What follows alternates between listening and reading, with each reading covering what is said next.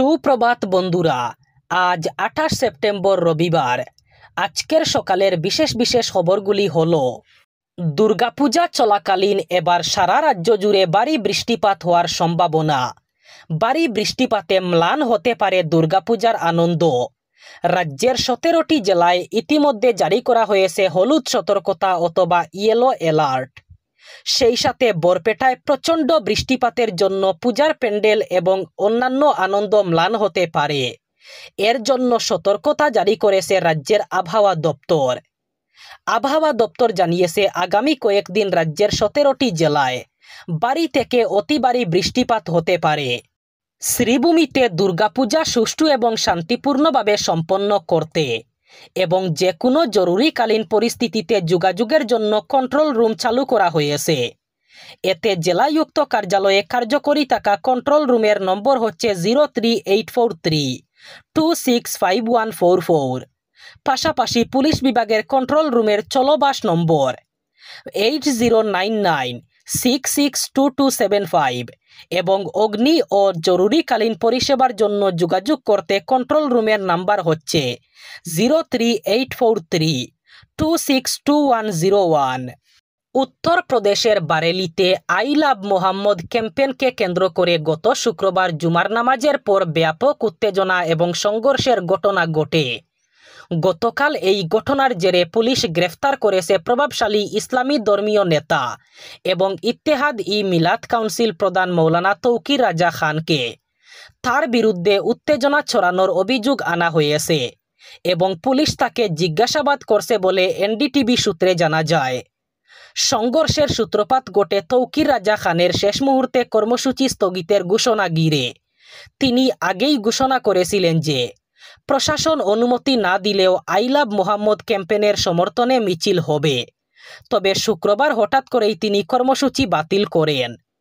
তার এই সিদ্ধান্তে ক্ষুব্ধ হয়ে জুমার নামাজের পর শত শত মানুষ আই লাভ মোহাম্মদ লেখা ব্যানার প্লেকার্ড নিয়ে তার বাসভবনের সামনে এবং কাছাকাছি মসজিদের আশেপাশে জমায়েত হন।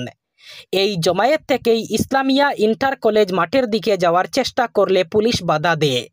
শ্রীভূমি জেলার ম্যাজিস্ট্রেট ভারতীয় নাগরিক সুরক্ষা সংহিতার 163 ধারার অধীনে এক আদেশ জারি করে জানিয়েছেন যে দুর্গাপূজা উৎসবের সময়ে জেলায় জনমনে শান্তি সম্প্রীতি এবং আইনশৃঙ্খলা পরিস্থিতি বিঘ্নিত হওয়ার সম্ভাবনা আছে। তাই জেলায় আইনশৃঙ্খলা পরিস্থিতি স্বাভাবিক এবং জনমনে শান্তি সম্প্রীতি বজায় রাখতে তাৎক্ষণিক ব্যবস্থা গ্রহণের প্রয়োজনীয়তা আছে। এর পরিপ্রেক্ষিতে ভারতীয় নাগরিক সুরক্ষা সংহিতার 163 ধারার অধীনে জারি করা জেলা ম্যাজিস্ট্রেটের আদেশ অনুসারে আগামীকাল অর্থাৎ 29 সেপ্টেম্বর থেকে আগামী 3 অক্টোবর পর্যন্ত সমগ্র শ্রীভূমি জেলায় বিনা অনুমতিতে কোনো ধরনের বন্ধ র্যালি, স্ট্রাইক, ধর্ণা প্রদর্শন করা যাবে না। এই আদেশ তাৎক্ষণিকভাবে সমগ্র শ্রীভূমি জেলায় বলবৎ হয়েছে। আদেশ অমান্যকারীর বিরুদ্ধে সংশ্লিষ্ট আইন অনুযায়ী কঠোর ব্যবস্থা গ্রহণ করা হবে বলে জানানো হয়। বিটিসি নির্বাচনে একক সংখ্যাগরিষ্ঠতা নিয়ে নির্বাচিত হয়েছে হাগ্রামা মহিলারী নেতৃত্বাধীন বিপিএফ দল। হিন্দু মুসলিম নির্বিশেষে বাঙালিদের প্রতি বিজেপি দলের অবজ্ঞা এবং দমন নীতি এই ফলাফলে গুরুত্বপূর্ণ ভূমিকা নিয়েছে বলে মন্তব্য করল বরাক ডেমোক্রেটিক ফ্রন্ট অথবা বিডিএফ। এক প্রেস বার্তায় বিডিএফ মুখ্য আহ্বায়ক প্রদীপ দত্ত রায় বলেন, বিটিসি নির্বাচনের প্রাক্কালে জাতীয় রাজনৈতিক দলগুলোকে ভোট না দিয়ে বড়োল্যান্ডের স্থানীয় দলকে ভোট দেবার জন্য তিনি বড়োল্যান্ডের বাঙালিদের অনুরোধ জানিয়েছিলেন।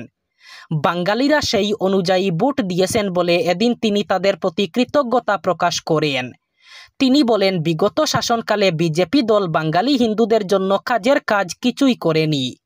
যে দলকে উজাড় করে ভোট দিয়ে বাঙালি হিন্দু নির্বাচিত করেছিলেন তাদেরই বৃদ্ধাঙ্গুষ্ঠ দেখিয়েছে বিজেপি সরকার। অসমে বাঙালিদের সংখ্যা প্রায় 1 কোটি, কিন্তু বিগত যে 1.5 লাখ নিযুক্তি দেওয়া হয়েছে তাতে বাঙালিদের সংখ্যা খুবই নগণ্য। বরাক উপত্যকার 3য় এবং 4র্থ শ্রেণীর পদ স্থানীয়দের জন্য সংরক্ষিত করা হবে বলে প্রতিশ্রুতি দিয়েও তা পালন করেনি বিজেপি সরকার।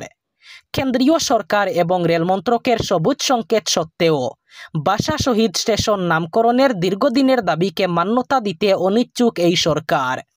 প্রধানমন্ত্রী আবাস যোজনার সরকারি ঘর থেকে বাসাইল শিবির চেক জিপির 70% প্রকৃত হিতাধিকারী বঞ্চিত হওয়ার মতো তাৎপর্যপূর্ণ অভিযোগ উত্থাপন করেছে নাগরিক সুরক্ষা মঞ্চ।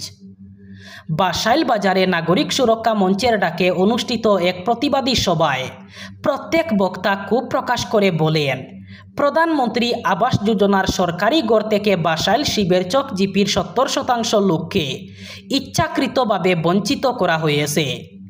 সবাই বঞ্চিতরা বলেন, যারা কোনো মতে ক্ষেত খামার করে দিন যাপন করে যাচ্ছেন অথচ তাদের নাম আবাস যোজনার তালিকায় নেই, কিন্তু তাদের এলাকার অনেক বিত্তশালী লোকদের নামও আবাস যোজনায় রয়েছে। অনেকে এই সুবিধা পেয়ে থাকার পরও আবার তাদের নাম তালিকায় স্থান পেয়েছে। এতে জিপি পর্যায়ের কিছু সরকারি কর্মীকে দায়ী করা হয়েছে।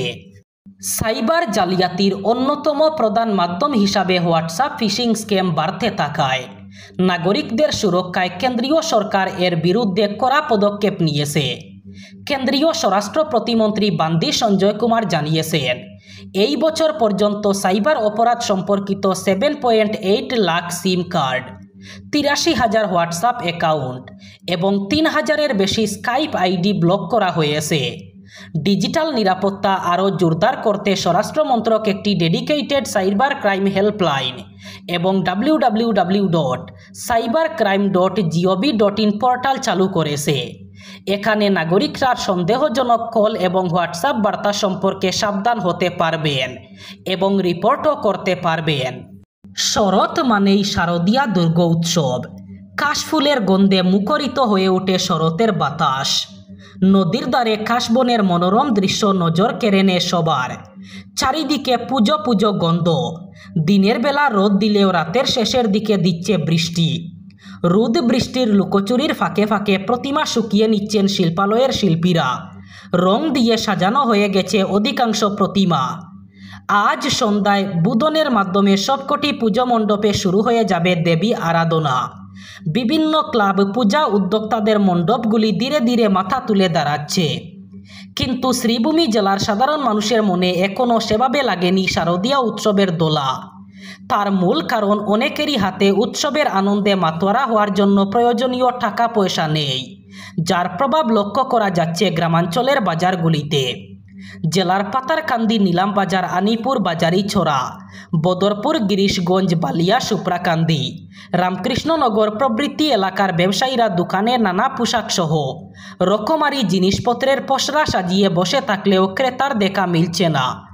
সরকার প্রদত্ত অরুণোদয় প্রকল্পের টাকা দিয়ে গ্রামীণ এলাকার গরিব মহিলারা পুজোর বাজার করার অপেক্ষায় ছিলেন, কিন্তু খবর নিয়ে জানা যায় বিগত মাস দুয়েক থেকে অরুণোদয় প্রকল্পের টাকা দেওয়া হচ্ছে না। MGNরেগা প্রকল্পের টাকা থেকেও দীর্ঘদিন থেকে বঞ্চিত রয়েছেন গ্রামের শ্রমিক শ্রেণীর লোকেরা। এই ছিল আজকের সকালের গুরুত্বপূর্ণ খবরগুলি। ভিডিওটি অবশ্যই লাইক করবেন এবং চ্যানেলটি সাবস্ক্রাইব করবেন।